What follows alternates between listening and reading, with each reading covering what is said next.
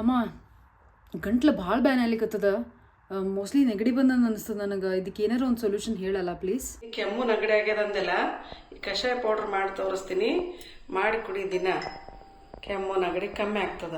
ಕಷಾಯ ಪೌಡ್ರ್ ಕೇಳಿದ್ದೆಲ್ಲ ಮಾಡಿ ತೋರಿಸ್ತೀನಿ ನೋಡು. ಒಂದು ಕಡೆ ಕಾಯಿ ಇಡಬೇಕು. 3 ಸ್ಪೂನ್ ಧನಿಯಾ, 7-8 ಏಲಕ್ಕಿ, ಆಮೇಲೆ 1 ಸ್ಪೂನು ಮೆಣಸು, ಆಮೇಲೆ 6-7 ಲವಂಗ, ಒಂದು ಸ್ವಲ್ಪ ಕರಿಬೇವು ಹಾಕ್ಬೇಕು.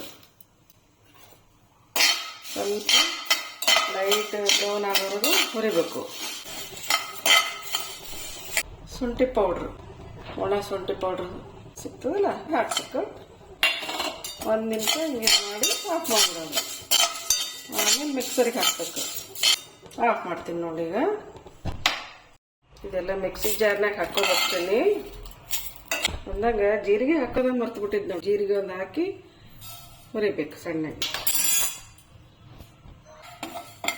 ಈಗ ಲೈಟ್ ಕೆಂಪು ಹುರ್ಕೊಂಡು ಮಿಕ್ಸಿ ಜಾರ್ನಾಗ ಹಾಕ್ಬೇಕು. ಅರ್ಶಿನ ಪುಡಿ ಹಾಕಿ ಮಿಕ್ಸರ್ಗೆ ಹಾಕೋದು.